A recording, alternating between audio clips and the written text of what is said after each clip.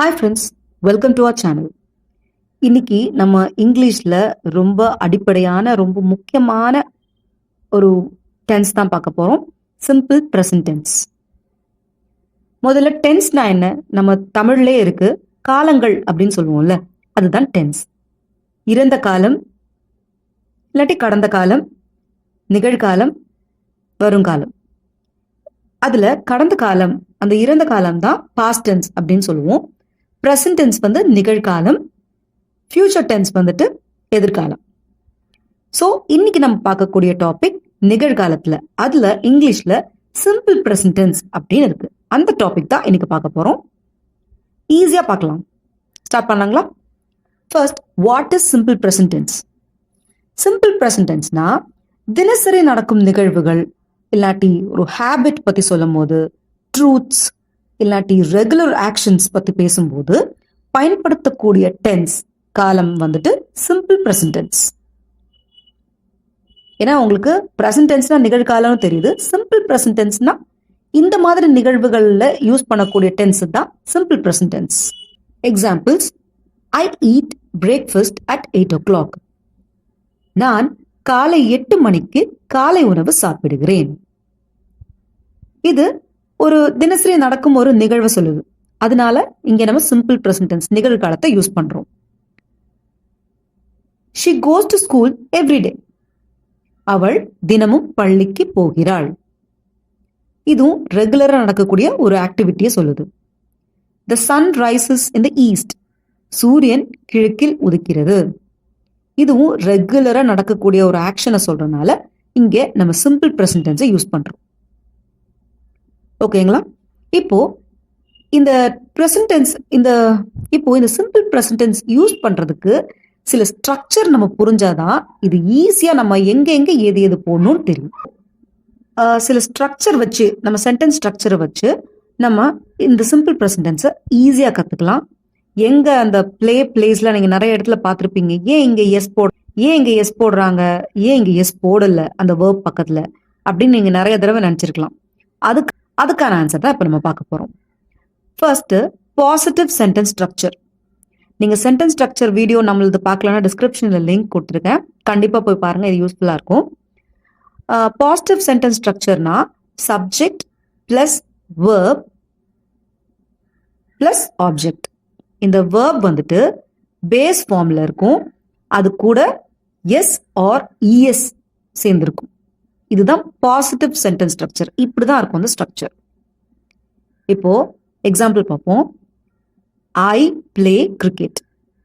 இதுல I subject, verb play, object வந்து cricket. He plays cricket. இங்க சப்ஜெக்ட் வருது பிளஸ் வேர்ப் கூட எஸ் ஜாயின் ஆகி வருது, ஆப்ஜெக்ட் கிரிக்கெட். இன்னொரு எக்ஸாம்பிள் பாருங்க. They watch TV. இங்க subject they, verb watch, object TV.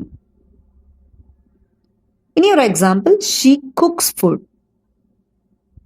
Subject she, verb கூட எஸ் வருது, அந்த குக் கூட எஸ் ஜாயின் ஆகி வருது, ஆப்ஜெக்ட் ஃபுட். இங்க இந்த சப்ஜெக்ட் எப்பெல்லாம் தேர்ட் பர்சன் சிங்குலர், அதாவது ஹீ, ஷீ, இட் இப்படி வந்தா வேர்ப் கூட கண்டிப்பா எஸ் இல்லாட்டி இஎஸ் அப்படின்றது சேரும். இது நல்ல ஞாபகம் வச்சுக்கணும், நீங்க பணம் பண்ணிக்கணும். எப்படின்னா ஹீ, ஷீ, இட். ஹீக்கு பதில் ஒரு ஆணோட பேரோ, ஷீக்கு பதில் ஒரு பெண்ணோட பேர் வந்தாலுமே ஹீ, ஷீ அப்படின்றது பொருந்தும் இல்லையா? சோ இந்த மாதிரி ஹீ, ஷீ, இட், அங்க ஒரு அனிமல் வந்தாலும் இட். இந்த மாதிரி 3 இடம் வர அந்த சப்ஜெக்ட் வரும்போது வேர்பு பக்கத்துல எஸ் இல்லாட்டி எஸ் கண்டிப்பா வரும். நான் கொடுத்த எக்ஸாம்பிள்லே பாருங்க. He plays cricket. ஹீ கூட பிளேஸ் வருதா? ஷீ குக்ஸ் ஃபுட், அங்கேயும் எஸ் வருதா? சோ ஹீ, ஷீ, இட் இதை நீங்க மனப்பாடம் பண்ணி ஆகணும். ஹீ, ஷீ, இட் இது கூட எஸ் இல்லாட்டி இஎஸ் வேர்ப்ல வரும். எதுல வராது? ஐ, we, you, they.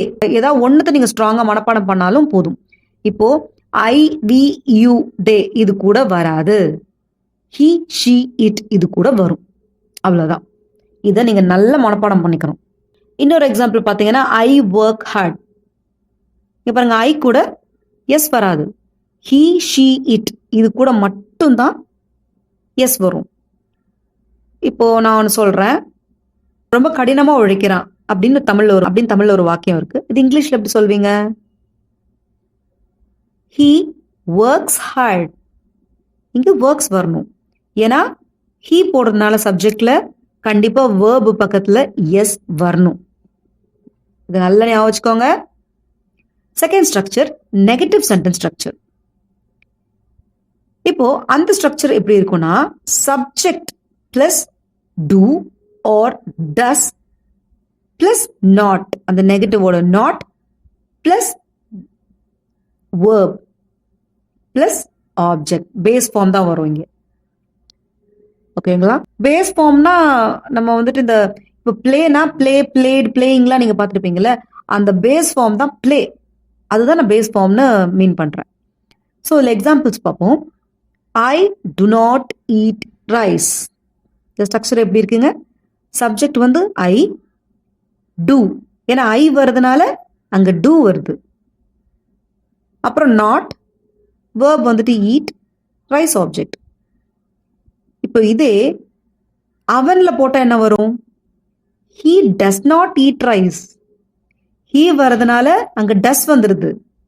Positive sentence ஸ்ட்ரக்சர்ல வந்து எஸ் ஒரு இஎஸ் வருமோ வேர்ப் பக்கத்துல, நெகட்டிவ் சென்டென்ஸ் ஸ்ட்ரக்சர்ல டஸ் வந்துரும். ஓகேங்களா? அது நல்லா ஞாபகம் வச்சுக்கோங்க. அங்க எஸ் ஒரு இஎஸ் இல்லாட்டி இங்க டஸ். அங்க பாசிட்டிவ்ல வந்து எஸ் ஒரு இஎஸ் வேர்ப் பக்கத்துல, இங்க நெகட்டிவ்ல டஸ், இங்க இஎஸ் தான், டூ பக்கத்துல இஎஸ், டஸ். ஓகேங்களா? சோ அப்ப தே வந்துச்சுன்னா தே டு நாட் ஈட் ரைஸ்.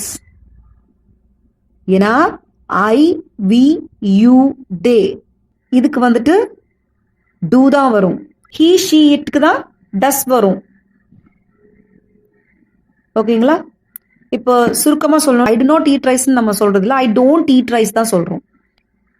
அதே மாதிரி இது சிம்பிளா சொல்லணும்னா he doesn't eat rice. இது வந்து நீங்க இது ஆக்சுவலி நான் பிரிச்சு சொல்லியிருக்கேன், he does not eat rice, I do not eat riceன்னு. ஆனா நம்ம புழக்கத்துல இருக்கக்கூடிய இது வந்துட்டு இப்படிதான் இருக்கும், I don't eat rice, he doesn't eat rice.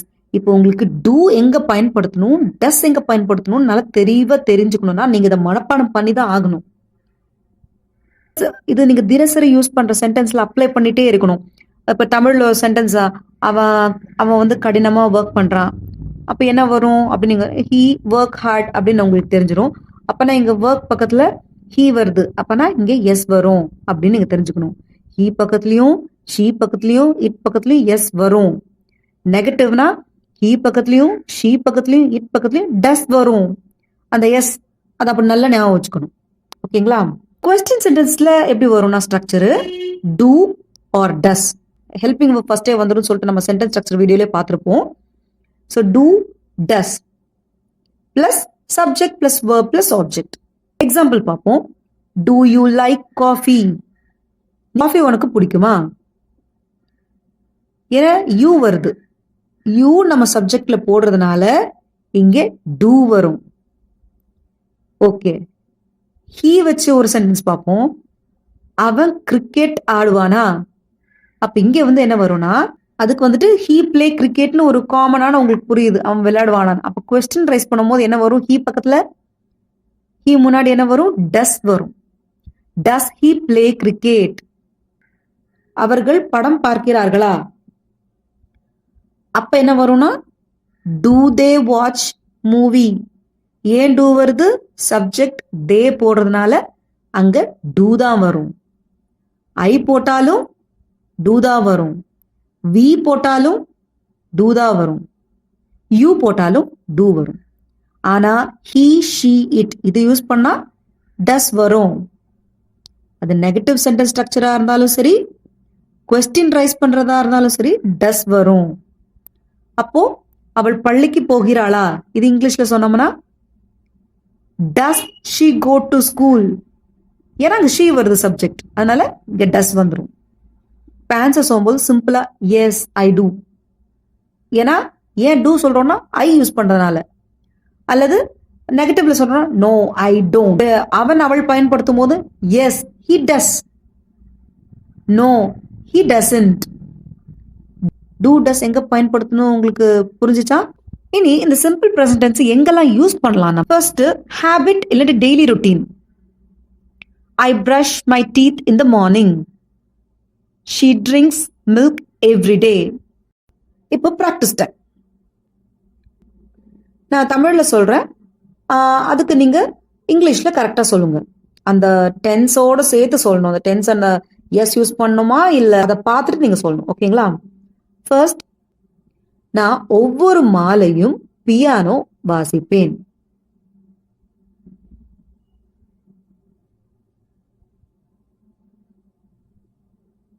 I play piano every evening. First subject என்னன்னு போட்டுருணுமா? ஐ. நெக்ஸ்ட் வேர்ப் போடணுமா? பிளே. ஐ பக்கத்துல பிளே தான் வரும், normal base form. Piano object, every evening. கரெக்டுங்களா? செகண்ட், அவளுக்கு டீ பிடிக்காது.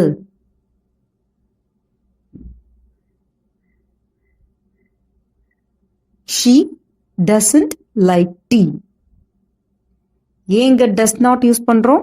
சப்ஜெக்ட் வந்து ஷீயா இருக்கனால டஸ் நாட் யூஸ் பண்றோம். ஓகேங்களா? நீ ஸ்கூலுக்கு போவியா?